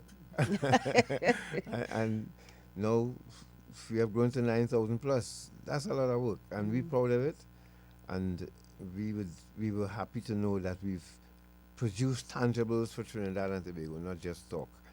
And to the lady who cried who broke down a while ago, I did that already, so you are allowed. Hello, good 6223937. Good morning. Morning. Season's greetings to the husband and wife. It would have been remiss of me not to call in. God, brother. Morning again. Because I think I hear you all. Morning. Yes. Morning. Yes, morning. And so it's like, God, I know I hear your song in this short. I tell you, as a genuine brother, I just say, there should have been airtight seal the program. It was not done. You know, I just want to say the words of Brian Manning, Minister, MP for San Fernando East. We need to be a little more sensitive when we're in positions of authority. I'll leave that there. You know, who heard that went over? I know it went over. A lot of people heard when he said it. You need to be a lot more sensitive when you're in a power, when you're in a situation of authority. God, sometimes a prophet has no honor in his own land. Right? He ain't 70 yet. There's a whole world out there, as I just tell Fido, that will appreciate you and your wife's skills. Right? And sometimes life is this. Life is this. Sometimes life is about letting go and moving on. Right? As much as it might hurt and might be painful, right? That is life. Letting go and moving on. And you are a genuine brother. You and Mr. Boris is people I have in high esteem. Right? And it's the same story. I don't talk personal conversations that people have with me off the air. Right? But I'm not seeing my country improving in the sense of a lot of things in empathy and sympathy and that. I'm not seeing that. And I just want to say, long live Ramesh Lawrence Maraj, former Attorney General, best Attorney General I've ever seen. And he was the one responsible for Caparo turning it into a transit center. Right? He's one of my favorite politicians. And he will remain that. And I know why. And Garth and Tasha, always stay strong. God always finds, when I got into my accident and I get blind, is a deportee that left here when I was a little child. And he came back because of that same substance abuse Garth. That's how he get hooked up with that in Canada. And he told me, Neil, it don't happen. God will find a way for you. Just ask him, and he will find a way for you and your wife, Garth and Natasha. God will find a way for all you.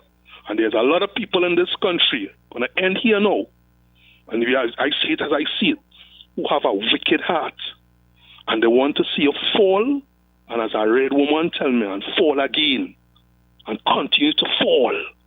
And don't ever take that for granted, guys. You stay strong, brother. God will find a way for you and your wife. And as I say, there's a whole global village out there where people will appreciate you and your wife's skills. Morning. Thank you very much. I just want to take a pause just to recognize the Youth Speak Out series that we have done since I think we started that in 2013 when we were in that other place on Maraval Road. And the young people who have passed through that series, some of them are doing very well. All of them are doing well, but our very own Kyle Saunders here at I-95 is an alum of Youth Speak Out. Oh, that's why he's walking here like if I'm right. Yes, here. correct. Kareem Marcel, many others. Too many to mention, but as I just got a message from Chrisanne Bedesi's mom. Chrisanne, of course, is another Youth Speak Out alum, and she wants us to send some love to Susan and Junior Nelson in Massachusetts, their newfound family. I suppose this is the family that they would have stayed with when Chrisanne went across to Yale for that program. So we want to send our, season's greetings and all the love in the world to all of our Youth Speak Out cohorts over the years. Yeah, I would say special morning to Geddes Davis. I keep forgetting Geddes all the time, Geddes, I think was the first communications person at CTU who supported us 100%. All the people supported us, the British High Commission, the US Embassy, when we had that relationship with them. It was a very interesting journey. And like I said, we're not giving up. We're going to 25. We're going to make it there, at least. But we have an archive that maybe we need to bury in a capsule and have it unearthed 50 years from 50 now. years from now to see if we were on the right track. But I think we were living ahead of our time. And but that phone call, that voice note from that caller, I really want to hear it again. Voice note from the listener, that is H. Let me just round off by saying this. We NGOs should not be political. Government come, government go, NGOs are still here. That's why it's called non-governmental. Right. And we have to support all. If government says that they focus, just like this Prime Minister says she's focusing on human trafficking, drug trafficking, and all of these things, we have been doing that. We've never strayed from that. Only that one time when we beat them on the cabs for not attending the Independence Parade, that was me saying that from the point of view of a soldier, not a political sycophant. I am not taking licks for that. So I just wanted to clear that up, right? I've done lectures in penal secondary many times, in Siparia too, Faizabad. And when we were asked to go there, we did it for free, first of all. And I never said, that UNC constituency, yes, let them could take care of them. No, we don't. Nope. God will deal with me if I even think like that. So it's not, I saw people I wanted to prevent from walking the road I walk and from what my mother experienced. I don't want any mother, friend or foe, to experience that. Hello, welcome to Independency as we take our final journey with you this morning. Hello, good morning. Hello. Morning. Hello. Good morning. Yes, good morning. Let me start by saying I love my country. Are you hearing me? Mr. Boris, good morning. Season's greetings to you and your family. I couldn't miss this program today without calling and saying something myself. And I just called to appeal to the government that this program has done such a great enlightenment for this country. And sometimes the problem in our country is that it's not being done by a PhD, or it's not being done by somebody who is well connected. And because of that, those of us who are simple grassroots end up suffering because we're not part of a clique or a group. And we are not seen by no sides as part of us. And I'm hoping that the government understand the value of such a program that you all are doing and the enlightenment it has brought and probably the lives it probably has saved. And I'm hoping by the grace of Almighty God that the Prime Minister in particular, and I will try to reach out to her personally, or I'll reach out to my good friend Jolene John or Khadijah or even Mr. Sturge. I mean, these are a few of the persons who I know personally within the government, or even Mr. Alexander, to really seek that this program continue. I'm hoping that this program really continue, not just on radio, but also a segment on TTT and government broadcasting, sponsored by the government. My point is, and Natasha, you might be annoyed with me for what I'm about to say, but I'm speaking the truth from my heart. My point is, and this point I'm about to make, because I know Kamala Prasad-Bissessar is a loyalist. She supports those who are loyal to her. She will help to open doors for persons who are supporting her, who stand by her, and who stood with her. When I used to, God, can I get 1 more minute? Sure, Harvey, go ahead. Yeah. When I used to attend Parliament, in terms of not as a senator, when I became a senator, when I used to attend Parliament in terms of, I've been attending Parliament for 40 years straight. I haven't missed a year in 40 years. I mean, I haven't missed a session. And sometimes I'm there till 1 o'clock in the morning, so much so that police used to make joke and me say, I'm the only person in Parliament who's not getting paid. Right? But sometimes when I'm sitting there in the Parliament, sometimes 2 persons in the Parliament, who's sitting there? Myself and your mother, Natasha. Your mother was a devoted supporter of Kamala Prasad-Bissessar. I'm not sure of the UNC, but a devoted supporter of Kamala Prasad-Bissessar. Your mother. Give me your mother's name again, Natasha. Hazel Brown. Hazel Brown was a devoted for donkey years politician. Your mother stayed devoted. Sometimes she used to have little discussions about politics and that type. She stayed devoted. And if Kamala Prasad-Bissessar doesn't recognize the devotion of Hazel Brown, and this is her daughter trying to do something positive in the nation, and don't reach out to you all directly or through one of her ministers, I would be surprised. She may not even know the connection or the situation, but Hazel Brown stood with her through thick and thin, as the case may be. I know for a fact because I used to speak with Hazel Brown in the Parliament.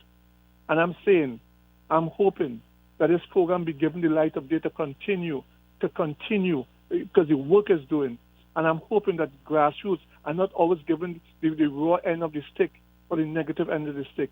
That's all I have to say. All I'm hoping by the grace of God is that somebody understands the importance of this program, not from a political point of view, but from a social point of view, from a point of view of helping those who are downtrodden to understand. They see drugs, they see this negative part of life, stay far from it. It can destroy you.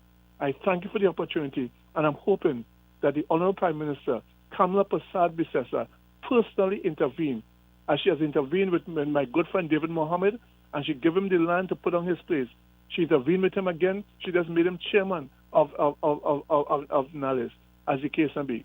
And therefore, I am hoping that she understands the value of the program that you're all doing. I thank you for the opportunity, and I'm hoping by the grace of God that somebody is listening who will take this to the Prime Minister if she's not listening herself, and I intend to raise it myself and see what I can do to assist. Whatever little I can do by the grace of God. I thank you for the program. I thank you for what you all have been doing, and may God continue to bless you richly, both of you all, and the program. And of course, your technical producer there with you all. Have a wonderful day. Thank you, Happy Boris. Thank you very much. We had to put some water in my eye now here this morning. So yeah, anyway, it's really. You know, I wonder too if the Prime Minister really knows. She knows. I don't know. She knows. I wouldn't. She knows. She anyhow, knows. Well, yeah. Hello. Good morning. Yeah, it's something that I think should be thought about carefully about going forward. How we set things up for somebody like me with the ambition to do well, leaving prison, falling hard, returning to life, and behaviors like this should be encouraged and not discouraged. This all I am interjecting with here today, that behaviors like such as ours should be encouraged. I have and my affinity to the Ministry of National Security at the time, now it's Homeland and Defense and all of that. I've been involved with that ministry since directly going forward since Mr. Martin Joseph. And every minister and PS and it has been up and down, up and down, up and down, and it shouldn't be having another call. We have another call. 6. Sorry, yes. Hello, morning. Hello, good morning. I want morning, to say Joanne. a special morning to you and Natasha. Excuse my voice. I want to extend sincere gratitude to you both for your invaluable contribution to public safety, crime prevention, and community empowerment. We want to give you a special thank you for as you continue to save lives, whether by reaching citizens in crisis, guiding families towards urgent intervention, or helping our vulnerable youth and those that are addicted to find hope, support, and recovery.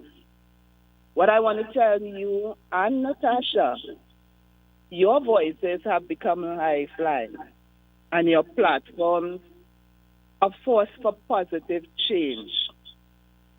You provided a trusted space for us in law enforcement to share proactive, preventative, and educational messaging, strengthen national awareness as well, and amplify crime prevention initiatives, and support collective mission of building safer communities. You have been there a while, and I know we have benefited tremendously for your intervention at times. At times I would have called on you and, communicated certain cases. So we look at the timely public interest that protected life and the direct outreach to our vulnerable citizens. I want to also take this opportunity to wish you all the best for 2026. Thank you so much for your invaluable support. Joanne Archie. Thank you so much. Ms. Joanne Archie, thank you very, very, very much. Before we let you go, we too would like to thank you and the Trinidad and Tobago Police Service for trusting us with your personnel over the years. You always were with us. You always agreed to come here too and make our journey interesting. And with all the senior officers, both serving and retired, who graced us with their presence. Mr. James Filbert including, and those who before him and after him. We want to say thank you too to the Trinidad and Tobago Police Service for being a part of our family. That journey was very, and Joe, as service personnel, we know we have to achieve objectives and we shouldn't give up. So I'm not closing the door yet, but sometimes chapters have to close and start a new one, right? Yes, I understand, and we will pray on that as well. Yes, we will. So all the best to you and your listeners as well. Yes. And on behalf of the Trinidad and Tobago Police Service, again, let me say thank you, and I wish Trinidad and Tobago all the best for 2026. Same to you, my dear. Thank you very much. Yeah, that's... Yes, we can. Yeah, you have anything else, anything burning? Yeah, I could call on and beg on that for 10 minutes extra, But I just want to denial is a hell of a thing, eh? Yeah, denial is a hell of a thing. But folks, let's take some we could take two more and then wrap up. Hello? Hello, good morning. Good morning, God. Good morning, Tasha. Good morning, Tamika. Oh my goodness. I didn't believe I would have had this experience now, but God, I want to say thank you so much. All the best to you and Natasha, by the way, for this season and the rest of it. And, God, I've learned so much from you. I mean, I have met you way, way back. I can't even say how way back, right? Because I'm not going to give out my age and things.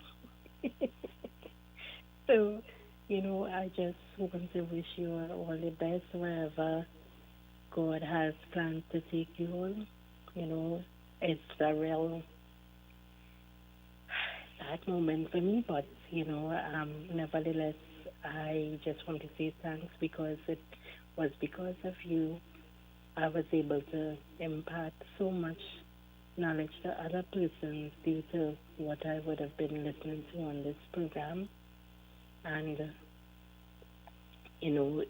sometimes we don't know how much we do and the impact that we have on persons until it is made known. And sometimes it's too late, you know. But I want to give you all your flowers while you all are here. So again, all the best. And we know that you all will move on from strength to strength with God's grace. So happy 2026 to come and all success. Take care. Thank you so Alrighty, much, Janelle. We, like I said, folks, we have not, as a true soldier, I still know to stay in the foxhole or come out firing when I have to. I was trained that way, and sometimes the objective is right there, you know, or the goal is right there. But for the person who helped us start, you know, Miss Jonil Williams, respected, even though she was,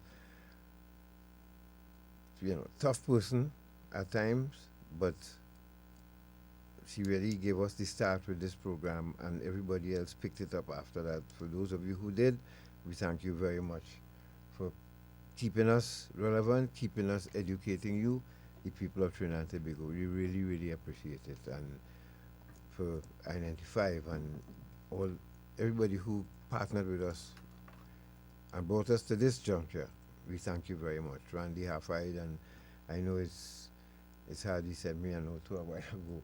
Yes. So to all of you, we thank you very much. Natasha?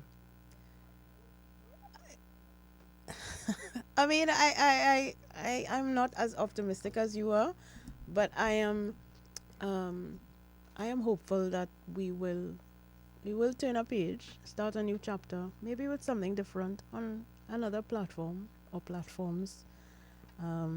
It's hard for me to say goodbye to radio, of course, because that is my first love. But the microphones can always be somewhere else. We won't be on the airwaves, but we'll be on the interwebs. Well, we have how many more days before the end of the year? It's not done yet. We're still in 2025. A decision could be made for 2026 still. So let's see what happens, people. All we know is that we enjoy doing this for you, and we are pretty pleased that we have done what we have done for our country, Trinidad and Tobago. We have achieved a lot for this country. Just from me, putting crack cocaine in my system for the first time. Whoever would have thought that? But it happened. So God bless you all. Pamika, thank you very much too for your time. I find it real pushy and getting a chance to come and say, you know, sitting here for the past however long, very informative, also engaging, and you know, from one young person, I want to say thank you, because some of the information, it never passed my ears before, and I mean, sometimes one door closes and a bigger one opens, and you ask yourself, why was I fighting with that mini door when this was the magnitude of the door waiting for me? So good point. Yeah. Thank you very much. You all are welcome. Yes, it has been fun. Like I said, I know we've learned a lot from you too, and we are grateful for it. So, yep. And I've done a program like this without shedding a tear. Maybe I'm really growing. Yes. Because you know I wanted to go for the napkins. Yes. Don't tell them that. I was prepared to go for the napkins. Yeah. But, yes. you know, one door closes and a bigger one opens up. And then you realize that the impact is even magnified in comparison to where you were and what you were previously doing. Happy New Year, Phone folks. lines are still going off, so that by itself speaks volumes as to the impact in which Iron Dependency has been having for the past 24 years. And there are things people can take from you, and foundation and legacy is definitely one of those things. That's right. That's right. So well said. We close with that. Yes, thank you very Take much. care, folks. Happy New Year. Will we speak in January? God alone knows. We leave that in His hands, all right? Yep. Take care, people. Good Bye-bye. afternoon. Monday for episode 52.